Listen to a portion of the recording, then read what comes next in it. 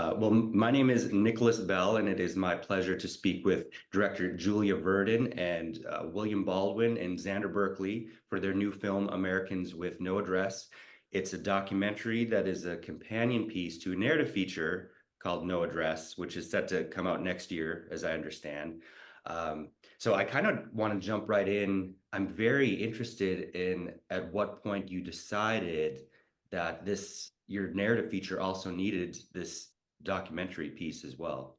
We decided that very early on in the process, because when I pitched the film to Robert Craig, he loved the idea of the film, and I said, why don't we also do like a little educational piece to go with it? My strategy, and I've made a couple of other social impact films on teen trafficking and domestic abuse and stuff, has always been to engage with narrative and then have a little follow-up educational piece once people are engaged and interested in learning a little bit more about the issue available. And everybody loved the idea. And then, as things do with Robert Craig, it kind of got bigger. And we also just realized there was so much material and so much to cover on this topic that it ended up becoming a full feature documentary. And we shot the documentary before the feature, and it also served as an even deeper dive into research on this issue. I already knew a good amount because I always do my research before I write a screenplay, and I talk to a lot of people experiencing homelessness and a lot of people working with people experiencing homelessness to come up with the concept for the screenplay. But on this dive that we did in the documentary, we really got a good overview on everything going on with the topic, and it was fascinating. And our goal with this piece is to share with the audience what we learned about what various states are doing that's not working and what various states are doing that is working, as it were. Right. I think it's very interesting what how documentary versus narrative speaks to different people. So you're kind of hitting all the bases. And this question is for all of you, because we all think we know something about homelessness, or we all have our assumptions. And even having done a lot of research, what was surprising or an unexpected impression that you remember from the experience? And we can start with Julia. Tell you 10 different things. I mean, one is the incredible impact that COVID and fentanyl has had on the crisis in America. It's gone from 54,000 homeless people to 76,000 in Los Angeles alone during COVID. I've watched a dozen people overdose and flatline, and most of them be revived, and many of them die in the Pacific Northwest, Spokane, Seattle, Sacramento, San Francisco. One of the things that was surprising to, not surprising to me, because this has happened before. I've seen this happen before in other ways, but was the policies of the left that were very well intended, but 10, 12, 15 years into it, you're realizing it's not having the impact that you hoped it would or you wanted it to, and you realize that you have to course correct along the way. Things that I've learned from my conservative friends about how, I now have a lot of their attention on this topic because of it's gotten so bad in these cities. It's gone from 4,000 to nearly 20,000 in Sacramento alone. There's the longest continuous homeless encampment in America. It's 7 miles long in Sacramento. And now, because of the effect that it's having on first responders, emergency rooms, people that are admitted to the hospital, people that are incarcerated, people that are going through the court system, the effect on tourism, the effect on commerce, the effect on small business, the effect on property values, the effect on the ranking of your child's elementary school, because of the way the scourge of homelessness has now affected your quality of life and your bottom line. It's sort of gotten everybody's attention, and everybody is, both sides are talking for different reasons, but both sides are now talking. And I've been doing this, going around the country, doing a few of these discussions with Dr. Robert Marbut, who is one of the producers on the film, and he was Trump's former homelessness czar. And we've been doing these panels together. We spoke to the Washington Policy Center up in Washington State, 800 conservatives, part of this conservative think tank. And they have somebody on the left from Hollywood, me, and somebody on the right from the Trump administration. And not only are we having a dialogue and not having a dialogue, period, talking about anything, and not only is it very civil and substantive and you know, decent. There's a high level of mutual respect and decency towards one another. But of course, there's also a lot of common ground, and there's a lot of consensus on what needs to be done, how it needs to be done, what's working on the left, what's not working on the left, and on the right as well. My big takeaways was there is actually a lot of hope in solving this, because I was really blown away by some of the great work that's being done in the nonprofit sector. And it became very clear to me that, you know, from what I learned, was what was working was these facilities that are being run many a time by nonprofits that have full wraparound services, because we basically have a mental health crisis in America. And if people end up on the streets because they've got mental health issues, they need help and they need to be put in the right facility. If people end up on the streets through bad luck and bad circumstance, and I met a lot of like regular people too who just had bad luck, broken-hearted, older women who'd lost their husbands, you know, men who couldn't keep up with the mortgage, foster youth who just transitioned out and didn't have the life skills to cope, that weren't drug addicts or crazy, who were also on the streets. If they're left there for a certain amount of time, they're going to develop mental issues because of the traumas that they experience. So we have to like wrap our arms around these people and get them into facilities where they get proper care. This housing first policy of giving someone a keys to housing, if they're a drug addict, that's not going to work, right? Because if you give the keys to an apartment to a drug addict, they're either going to turn it into a drug den, or you're isolating them, which is the worst thing that you can do for someone who has an addiction problem. They're going to end up dead in a few days. And it also affects the people living in the area. And so it became very clear to me that a good, sensible solution is to have more of these facilities with wraparound services.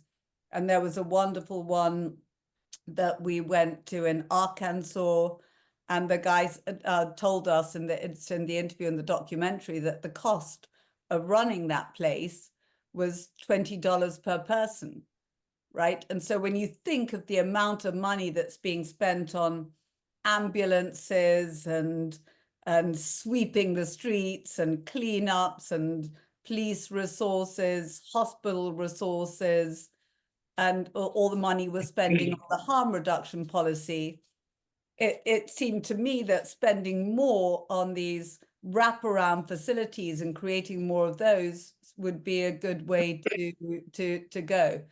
But, you know, I don't in any way claim to be an expert on the subject. You know, I'm just a filmmaker, but I think, you know, everybody will have their own takeaways from seeing the documentary on what we learned. Robert Marbut has a great facility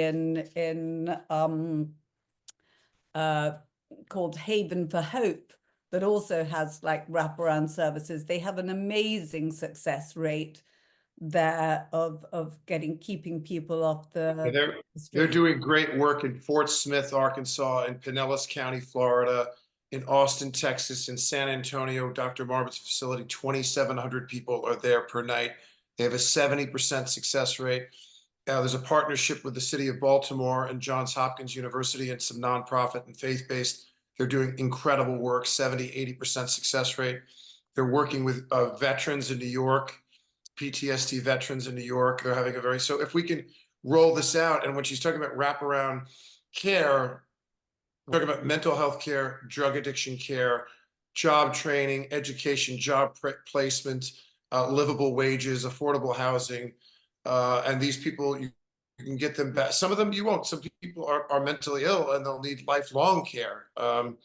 But there's many, many very successful programs right now that we need to sort of roll out county by county, state by state.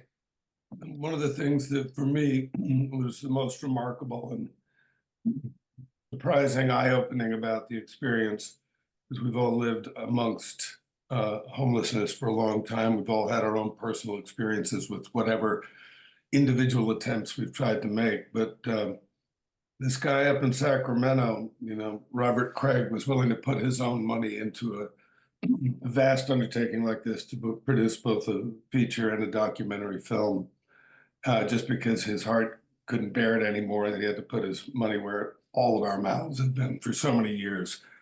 But no film, I've never been, I mean, I tried to write a film about it. I know how hard it is to get people to get behind something like this, because I know even when I came to Los Angeles for the premiere of the documentary there in LA, immediately I was hit with, oh, I know people aren't going to want to see a movie about this because they're living and surrounded by this. They go to a movie, they want an escape. So it takes incredible courage for someone to put their own hard-earned money into a project, not a big studio, not a big organization, just this guy.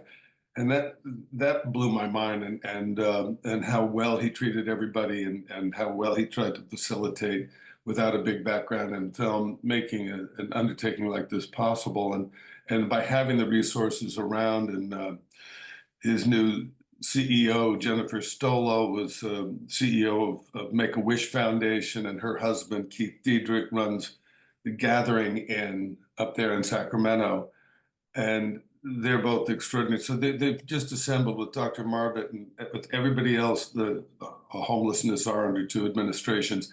There's such a think tank, and it's so humbling to work. And then with each of these, we did these VIP little screenings along the way in different cities to get the heads of these organizations talking. And I think before the final edit was done, to get their input. And again, just to have met so many people now that have devoted their lives to this has been incredibly humbling to me. And the opportunity to participate in any way to help lessen the suffering of these people on the streets is, I think it's a great education for anybody that watches the documentary, to see all the different approaches that people are taking and the different effectiveness. And it does provide a sense of hope.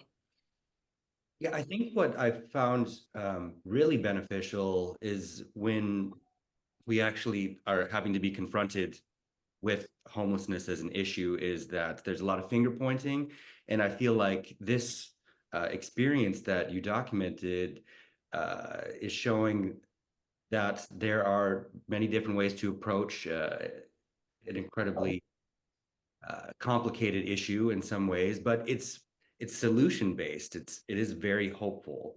And the undercurrents that I hope people really get from it is that we need connection and community. We need to be seen.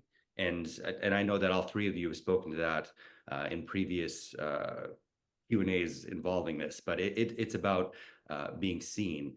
And I also think that film is really interesting as a time capsule, because you shot this at a very particular times and places, and seeing how that hopefully progresses in a positive direction.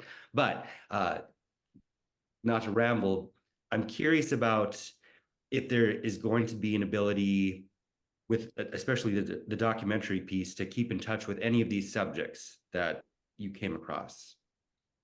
I know just briefly that my involvement was as an actor, but I was playing a vet who was a painter, and does these portraits of the different characters in the movie, and that at the end of the movie has a little art show. And that's one approach that they hired me as an artist, because that's probably how I got the part.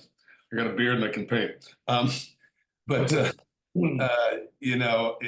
was a great opportunity to stretch as an artist both as an actor and painter, and to provide work for the film, which they're going to try and do some sort of auction, as well as make little good quality prints that when they have it in different places, people can take something home and that will be contributed to the cause 100%. And that, again, this guy, Robert Craig's, half of everything that the movie might possibly make are going to these organizations that have proven to have the highest success rate. And I think if the audiences that are, when it comes to streaming or whatever, that if people can know that half of what they're spending is going to support, it really provides an extra level of incentive for an audience to watch, because it isn't just like, they're going to make money off of this, huh?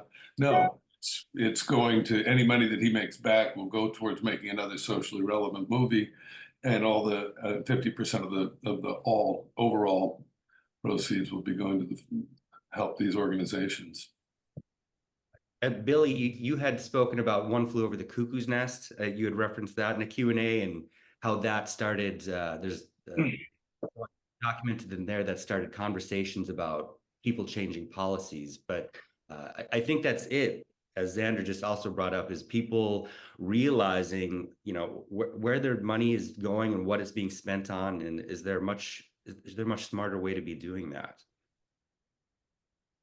Yeah, I mean, there was 500,000 mental health beds in the United States in the 50s and 60s. There's like 20,000 of them now. And it was just sort of this closed door cabal between the left and the right as Reagan took office, because I believe Reagan and the Republicans didn't feel that the federal government should be spending money in this way. Again, I guess leave it to the states to decide for themselves, or to deal with it on their own. And I think that in the deal to cut the federal funding for mental health for homeless people, and I may not have this 100% right, but the left was very concerned with protecting the civil liberties and the rights of the mentally ill and the homeless, because they didn't want the police or family members to be able to put somebody away against their will for an extended period of time. Just take somebody to put them in a facility and keep them there against their will for a year or 2 or 5 years. So both of those issues contributed mightily to the problem that we have today. And like I said, many programs are doing incredible work. When I was with Marbit and we would be doing these panels and finding the consensus, he was critical of the right and I was critical of the left. And I think they loved that we were talking, but I think they also loved that I was willing to put the policies of the left under a microscope. And I made several revelations. I didn't go in there with any it was based on my experience. I was sitting there watching people overdose and flatline, and I've watched them die, and I've watched them be revived on the streets. And I've had to do conservatorships over people before. And the last time I did a conservatorship, it languished in the court system for 18, 24 months. And you're sitting there like a ticking bomb. The definition is, is this person a harm to themselves or others? Did this person harm themselves or others? And you're waiting like a bomb to go off. You're waiting for a year, or you pray that if they are a threat to themselves, you can prove that. And all of that has to be done with judges and with lawyers in a courtroom over the course of a year. I started to feel, when I was on the streets of Seattle, there was a gentleman, I mean, the famous wharf in Seattle was here. The original Starbucks store was here. The Nike store was there. There was 20 people laid out on the sidewalk. This young gentleman named Blessing, 21 years old, he overdosed. They revived him with Narcan. He vomited and then refused their care. Clearly, he was a threat to himself and others. Clearly, he was a harm to himself and others. He probably overdosed and had to be revived 5 times since I saw him 5 weeks ago. And I'm wondering if we should consider giving first responders, firemen, sheriff, police officers, paramedics, nonprofits, people that are in the trenches, getting their hands dirty on the street with homelessness and with fentanyl and with mental health issues, the ability to take that person and put them into a lockdown for a couple of days. So if they reject the care, at least it's coming from a more clear-headed place. At least it's coming from a more sober place, rather than Narcan, my heart starts again, I vomit, I can barely breathe, I can barely talk, leave me alone. And the reason a lot of these people are rejecting the care is because they are so terrified of what their body and mind feels like when they're not high. They're so desperate to get that $2-3 fix of fentanyl. And another point I just want to make to anybody watching this, a lot of people say, well, some people are mentally ill, I get that, but others choose this. They choose this because they choose to do drugs. And what they don't understand is a major component of homelessness, as we said, is a mental health crisis, not a homeless crisis. A major component of that mental health crisis is the addiction component. These people like you and I don't go to see a psychologist, a psychiatrist, an internist, and they have anxiety, they have depression, they have bipolar, they have schizophrenia, they have PTSD, and they're given medication for that. They don't have a doctor. They don't have a healthcare system. They can't afford the medication. What are they doing? They're drinking and they're doing fentanyl on the streets for $1 and getting high, and they're self-medicating because they're suffering from some disorder.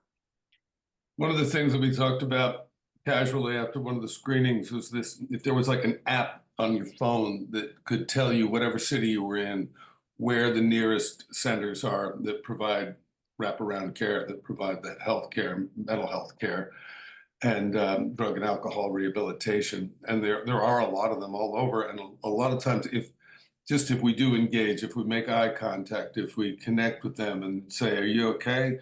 You look like you could use some help. You know, I'll walk with you." It's just, now obviously everybody has to have a good sense of what's safe for them as an individual. And I think bigger guys obviously have an advantage in terms of feeling that safety. And I would never recommend anybody to put themselves in harm's way. But the idea that we can and know about the local address of places that are doing active things to help people out of the mess, whether they've just lost their job and fallen through it, or just like in a panic and on the streets, or whether they're in a serious drug-addled state, self-medicating in place of actual medical care. But just connecting with them, it's really interesting. Just since being involved with this project, every city I'm in now, I'm finding myself doing that, finding out where the places are and offering to walk people there, and in some cases succeeding. And I think the more it's such a massive problem that we have to reach out in every imaginable way to make whatever effort we all can as individuals for the common good of our society and the individuals that are suffering. Xander, I think you're onto something there. I think there's a Yelp, and I don't mean this facetiously. There's a Yelp, but we should do a help, and the help should not just be for people who are looking for treatment, but people who are looking to volunteer. Just like every election, when I tell people, volunteer, register, volunteer, donate, vote. Register, volunteer, donate, vote. If you want to do the same thing in your community, if you're up in Portland, Maine, if you're out on Long Island where I grew up, I'm currently in Santa Barbara. If you want to, you go in your app, you put in your zip code, it tells you where you can get treatment or where you can go to because a lot of people hear this or they'll see the documentary. It's like when I see a great political speech, I get so inspired, I get so motivated, I'm so fired up, I'm ready to change the world. And 3 days later, I'm back into the morass of like raising, teenage children, and you could feel it sort of dissipate, And we have to make it easier. We have to use technology to make it easier for people to get help, and use technology to make it easier for people to help others in the homelessness space. Julia, want to conclude for us? Yeah, I think that's a great idea, and because this is a crisis, and I think what tends to happen is everyone either turns a blind eye to it, or everyone complains about it and doesn't. There's a lot of like, not in my backyard. But I really hope people will see this documentary and just get to know, who is actually living on our streets and some of the people that this problem is affecting, because they're not all drug addicts and mentally ill people. There are a lot of regular people out there, and the mentally ill and the drug addicts, I don't think they started out life wanting to be like that. People end up taking drugs as a form of self-medication because they've been through some trauma or heartbreak or pain. We met many veterans out there on the streets, who've served our country. And some of them have become addicted to drugs because they're on the streets, they're suffering from PSD and trauma. that the only medication they have is Yeah. the drugs, and it's heartbreaking. You know, when you see the young, you know, foster youth out there on the streets, and kids, there's an enormous amount of kids on the streets at the moment. It is, 1.7 million children. yeah, that number is staggering to me, and we have to bond together as a society. And I really hope that this documentary will help people gain a little bit more understanding of all the various issues, and will help, you know, do what film is meant to do, start a conversation and debate that will lead to solutions, because it really is time. And I think one just to give one last thought, the Bowery mission, the gentleman that at the end that you see that we interviewed there, he says, and it really struck me to the core, never look down on a person unless you're reaching down to give them a hand to help them up. And we have to see these people and remember that they are human beings on our streets. And sometimes the gift of a smile can change someone's day. There's one guy in there that just blows my mind every time I watch it, because he discovered that his own salvation came from helping others, and that one woman that would wake them up at the crack of dawn and say, "Help somebody, help somebody, help somebody," and hey, he went on almost in tears about how much that helped him to have just that even external focus. Helping someone else immediately made him feel like he had a purpose. And I think that people, that's where, again, I feel this idea of it all reaching out to all of us to see if there isn't someone, something we can do to help someone. And just like not look down, but lift up and participate, engage in society instead of expecting it all to be just handed to us. And remember, there's hope, not because something may happen at some point, at some time in the future. It is happening right now in Fort Arkansas, in Austin, in San Antonio, in Pinellas County, in New York, in Baltimore. We just have to replicate this and go county by county, state by state, and spread this out across the country. And people say, where's the money going to come from? But I will remind you that right now, because of first responders, emergency rooms, hospitalizations, the legal system, incarceration, property values, commerce, tourism, small business, all of that, it's And costing. all the housing and all the other stuff that's being provided that hasn't turned out to be effective. Yeah. Well, we have to course correct. We have to course correct on some of that, but we have everybody's attention because there's sort of the compassionate side that is in this, and not spending money effectively and efficiently enough, and they're willing to course correct, and we will. They are, as we speak. And there's the side that's saying, do we have the money? How can we afford this? And now you have their attention because it's hitting their bottom line in terms of their property value, or how it's affecting tourism or business in their community. So both sides are willing to have a conversation about this. So I think the time is now, and over the next, if we implement this the right way, over the next 5 to 10 years, we can make a serious dent, and get a lot of people not only off the streets, like we're trying to sweep it under the carpet and hide it or something, like back on their feet, and back to a life of being self-sustaining and totally independent, and once again having dignity. And I would just add one last note, maybe without getting political, we know about ultimately when we see the migration of wealth from the middle class up to the 0.001% over the last 40 years. We know that there are a lot of people with excessive amounts of money, and it would be awfully good to inspire some of them to work together with these organizations that are proving to have such good success rate of recovery, and then put their names associated with something positive so that people don't just go new billionaires. You know what I mean? I think they need to be called on to, since they have 90% of the country's wealth and a handful of people, let's reach out to the people that have fallen through the net, because trickle down just trickled up.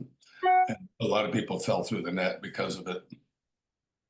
I agree. At the end of the day, I think the documentary also shows that, kindness goes a long way. And It's important to meet people where they're at, but again, conversation is a great place to start, and I'm looking forward to see how this film grows legs along with the due out next year. So thank you all for taking the time to talk with me, and kind of going through some heavy issues in a positive way.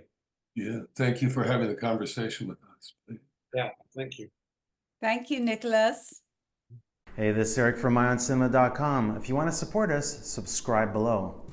For more reviews, interviews, film festival coverage from Sundance, Cannes, Toronto, you want to check out these guys on this side.